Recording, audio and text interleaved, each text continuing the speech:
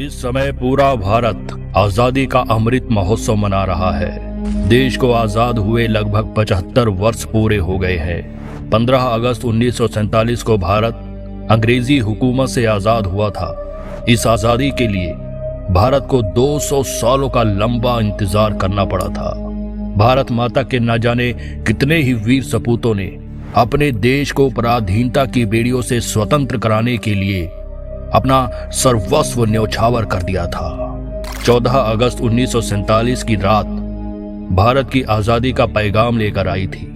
एक और जहां देश की आधी आबादी आजादी का जश्न मना रही थी, तो वहीं पंजाब और बंगाल जैसे राज्य दंगों की आग में झुलस रहे थे। 14 अगस्त की रात को भारत के इतिहास में काली रात का दर्जा भी प्राप्त है, क्योंकि यही वो दिन था जब अखंड भारत 2 हिस्सों में बट गया था। जहां हिंदू मुस्लिम भाई भाई के नारे लगाए जाते थे, वहीं देश हिंदू और मुसलमान के नाम पर बट गया। 14 अगस्त की रात को और क्या क्या हुआ था, कैसे भारत का विभाजन हुआ था, क्यों महात्मा गांधी आजादी के जश्न में शामिल नहीं हुए थे, और एक ही दिन आजाद होने के बावजूद भी पाकिस्तान 14 अगस्त को ही क्यों अपना स्वतंत्रता दिवस मनाता है, इन सब सवालों के जवाब हम आपको आज की इस वीडियो में देंगे और बताएंगे कि आखिर 14 अगस्त की रात को ऐसा क्या हुआ था जिसने भारत का इतिहास हमेशा के लिए बदल दिया था।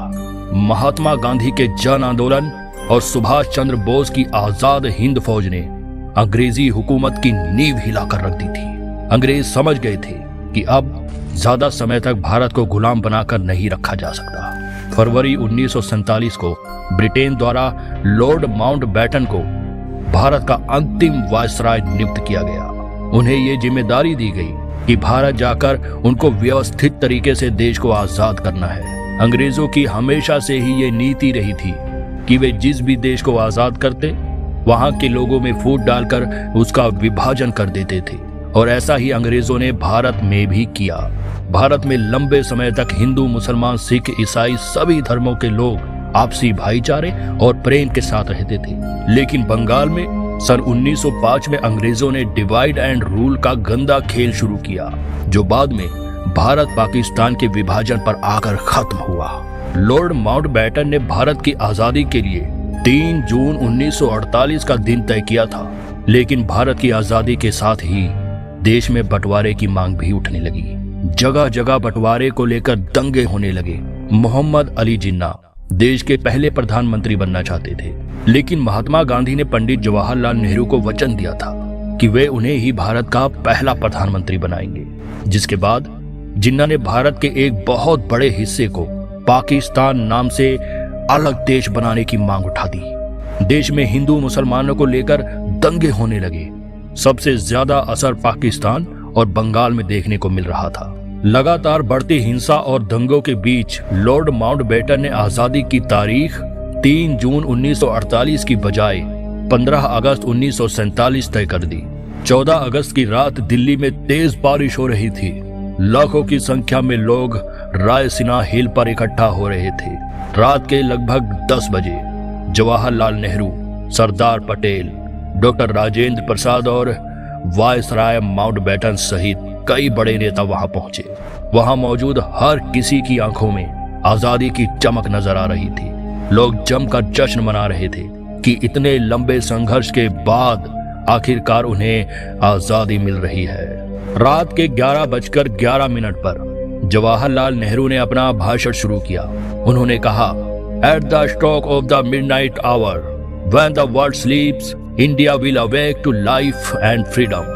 नेहरू जी की स्पीच के बाद रात के ठीक 12 बजे शंखनाद के साथ भारत आजाद हुआ। साथ ही पहली बार भारत का तिरंगा शान के साथ लहराया गया। उसी रात भारत का विभाजन भी हुआ और पाकिस्तान नाम का नया मुल्क बना। अगली सुबह जवाहरलाल नेहरू ने प्रधानमंत्री की शपथ ली और उनके साथ 14 अन्य लोगों ने मंत्री पद और गोपनीयता की शपथ ली। लेकिन उस समय कोई भी राष्ट्रगान नहीं गाया गया था, क्योंकि जनगण मन भले ही 1911 में लिखा जा चुका था, लेकिन उसे राष्ट्रगान का दर्जा सन 1950 में मिला था। 16 अगस्त को लाल किले पर नेहरू और उनकी कैबिनेट ने तिरंगा फहराया था। 17 अगस्त को 1500 ब्रिटिशर्स के साथ पहली टीम अपने देश रवाना हुई। भले ही अंग्रेजों ने 200 सालों तक भारत को कितना ही लूटा हो और तरह तरह के जुल्म हम भारतीयों पर ढाए हो, लेकिन अतिथि देवो भवः की परंपरा हमेशा से हमारे खून में रही है। सभी ब्रिटिशियर्स को पूरे सम्मान के साथ बारातियों की तरह विदा किया गया।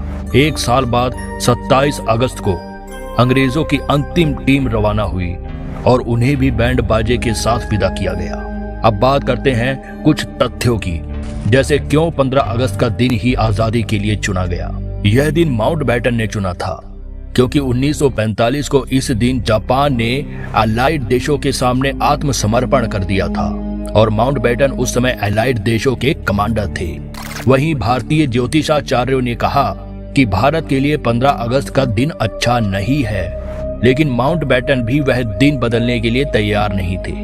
अंत में 14 अगस्त की रात 12 बजे का समय आजादी के लिए तय किया गया, पर इस आजादी के जश्न में महात्मा गांधी शामिल नहीं हुए थे।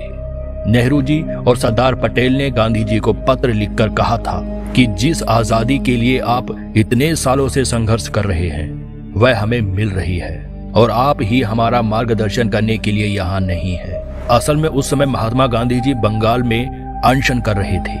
वे हिंदू और मुसलमानों के बीच हो रहे दंगों से काफी व्यथित थे। महात्मा गांधी ने कहा कि इतनी हिंसा के बाद जो आजादी मिल रही है, इस आजादी की कल्पना मैंने नहीं की थी। ये तो सत्ता के लालची लोगों द्वारा ली गई आजादी है, और जहां हमारे देश के दो भाई आपस में लड़ रहे हो और देश बढ़ रहा हो, वहां मैं किसी भी प्रकार का जश्न कैसे मना सकता हूं। अब सवाल आता है कि भारत और पाकिस्तान एक ही दिन आजाद हुए थे, तो पाकिस्तान एक दिन पहले अपना स्वतंत्रता दिवस क्यों मनाता है? असल में इसके पीछे कोई भी सटीक लॉजिक नहीं है। भारत और पाकिस्तान बंटवारे का ऐलान 14 अगस्त की रात 12 बजे हुआ था और दोनों देशों के बीच रेड क्लिफ लाइन 17 अगस्त तक खींची गई थी। पाकिस्तान ने 1948 को भी 15 अगस्त को ही अपनी आजादी की पहली सालगिरह मनाई थी। मोहम्मद अली जिन्ना ने अपने भाषण में भी 15 अगस्त को ही आजादी की बात कही थी, लेकिन कुछ लोगों ने पाकिस्तान के आला अधिकारियों के सामने 14 अगस्त को आजादी का जश्न मनाने का प्रस्ताव पेश किया था। यह प्रस्ताव कौन लाया, इस बारे में कोई नहीं जानता और इस तरह से पाकिस्तान की घड़ी को 24 घंटे पीछे कर दिया गया। वहीं इसकी एक वजह यह भी बताई जाती है कि माउंटबेटन ने 14 अगस्त को ही पाकिस्तान के कराची में लोगों को आजादी की बधाई दे दी थी और भारत में ये समारोह 15 अगस्त की सुबह आयोजित हुआ था। लेकिन सच क्या है, इस बारे में कोई भी ठोस दस्तावेज मौजूद नहीं है। तो दोस्तों, ये थी 14 अगस्त 1947 की उस काली रात की कहानी जिसने भारत और पाकिस्तान का बंटवारा कर दिया था। यह इतिहास का सबसे बड़ा बंटवारा माना जाता है, जिसमें लगभग 1.5 करोड़ लोग विस्थापित हुए थे और लाखों लोगों की दंगों में जान चली गई थी। इस दिन जान गंवाने वालों की याद में 14 अगस्त को विभाजन विभीषिका स्मृति दिवस मनाने का ऐलान भी भारत सरकार द्वारा किया गया है। दोस्तों, उम्मीद करते हैं आपको वीडियो में दिखाई गई जानकारी पसंद आई होगी। वीडियो को लाइक करें और शेयर करना ना भूलें, जिससे हमें आपके लिए नई नई वीडियो बनाने की प्रेरणा मिलती रहती है। आज के लिए इतना ही। आपसे फिर मिलेंगे एक नई वीडियो और ढेर सारी रोचक जानकारी के साथ।